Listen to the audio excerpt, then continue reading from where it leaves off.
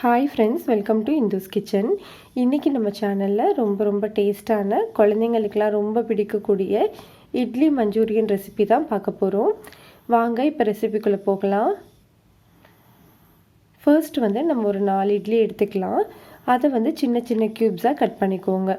உங்களுக்கு எந்த சைஸில் வேணுமோ அந்த சைஸில் நீங்கள் கட் பண்ணி எடுத்துக்கோங்க.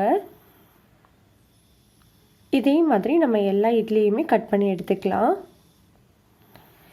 இப்போது நம்ம அந்த கட் பண்ண இட்லி எல்லாத்தையுமே ஒரு மூடி போட்டு மூடிட்டு ஃப்ரிட்ஜில் ஒரு 15 நிமிஷம் ரெஃப்ரிஜரேட் பண்ணிக்கலாம். இப்படி பண்ணும்போது நம்ம ஆயிலில் ஃப்ரை பண்ணுவோம் இல்லையா இட்லியை, அப்போ இட்லி உதிராமல் இருக்கும். ஷேப் பர்ஃபெக்டாக நம்மளுக்கு கிடைக்கும். இப்போது நம்மளுக்கு 15 நிமிஷம் ஆயிடுச்சு. இட்லியை நம்ம தனியாக எடுத்து வச்சுக்கலாம். இப்போ நம்ம ஒரு பேனில் 3 ஸ்பூன் அளவு எண்ணெய் சூடுபடுத்திக்கலாம். உங்களுக்கு இட்லியை டீப் ஃப்ரை பண்ணால் தான் பிடிக்கும் அப்படின்னா நீங்கள் டீப் ஃப்ரை பண்ணிக்கலாம். நான் இன்றைக்கி ஷாலோ ஃப்ரை தான் பண்ணுறேன். இப்படி பண்ணும்போது நம்ம ஆயில் அதிகமாக இருக்காது. இட்லியில் சாப்பிட்றதுக்கு கொஞ்சம் ரொம்ப டேஸ்ட்டாக இருக்கும். மீடியம் ஹீட்டில் வச்சு இட்லியை நல்லா ஃப்ரை பண்ணிக்கோங்க. இட்லி லைட் கோல்டன் கலரில் வர வரைக்கும் நல்லா ஃப்ரை பண்ணிக்கலாம். நல்லா கிறிஸ்பியாக வரும். மீடியம் ஹீட்டில் வச்சு நீங்கள் ஃப்ரை பண்ணும்போது நல்லா கிறிஸ்பியாக இருக்கும். சாப்பிட்றதுக்கு ரொம்ப டேஸ்ட்டாக இருக்கும். பாருங்கள், இந்த மாதிரி நம்ம ரெடி பண்ணதுக்கப்புறமா இதை ஆஃப் பண்ணி தனியாக ஒரு பிளேட்டில் எடுத்து வச்சுக்கோங்க. இப்போ நம்ம அதே பேனில் 2 ஸ்பூன் அளவு எண்ணெய் சூடுபடுத்திக்கலாம். எண்ணெய் சூடானதுக்கப்புறமா இதில் 1 ஸ்பூன் அளவு பூண்டை சின்னதாக கட் பண்ணிவிட்டு சேர்த்துக்கலாம். ஒரே ஒரு பச்சை மிளகாயை 4ஆக கட் பண்ணிவிட்டு சேர்த்துக்கோங்க. இதை ஒரு 10 செகண்ட் நல்லா கலந்து விட்டுறலாம். கலந்ததுக்கப்புறமா ஒரு பெரிய வெங்காயத்தை இந்த மாதிரி சின்ன சின்ன க்யூப்ஸாக கட் பண்ணி எடுத்துக்கோங்க.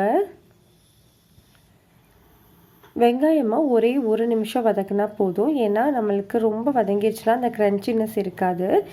1 நிமிஷம் வதக்குனதுக்கப்புறமா பாதி கேப்சிகம்மை இந்த மாதிரி க்யூபாக கட் பண்ணிவிட்டு சேர்த்துக்கோங்க. நம்ம 4 இட்லி தான் செய்கிறோம், அதனால் இந்த பாதி கேப்சிகம் கரெக்டாக இருக்கும். கொஞ்சமாக உப்பு சேர்த்துக்கோங்க. ஏன்னா இட்லிலேயும் உப்பு இருக்கும், சாஸஸ் எல்லாத்துலேயுமே உப்பு இருக்கும்.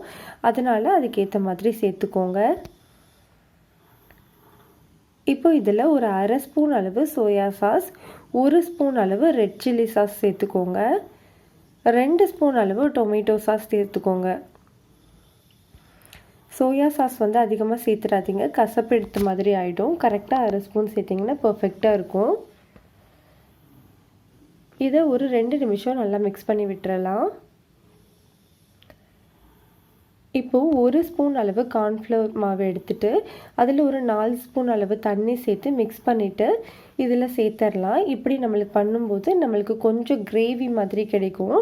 நல்ல ஜூஸியாக இருக்கும் நம்மளுக்கு சாப்பிடும்போது. சேர்த்துட்டு ஒரு 30 செகண்ட்லேயே இந்த மாதிரி திக்காகிடும். திக்கானதுக்கப்புறமா நம்ம ஏற்கனவே ஃப்ரை பண்ணி வச்சுருக்கிற இட்லியை சேர்த்துட்டு நல்லா ஹை ஹீட்டில் வச்சு மிக்ஸ் பண்ணி விட்டுருங்க.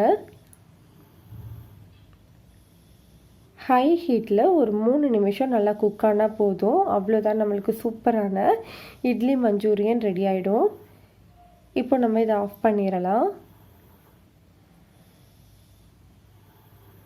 பாருங்கள், நம்மளுக்கு ரொம்ப சூப்பரான இட்லி மஞ்சூரியன் ரெடி ஆகிடுச்சு. பிடிச்சிருந்ததுன்னா லைக் பண்ணுங்கள், ஷேர் பண்ணுங்கள், கமெண்ட் பண்ணுங்கள், சப்ஸ்கிரைப் பண்ணுங்கள்.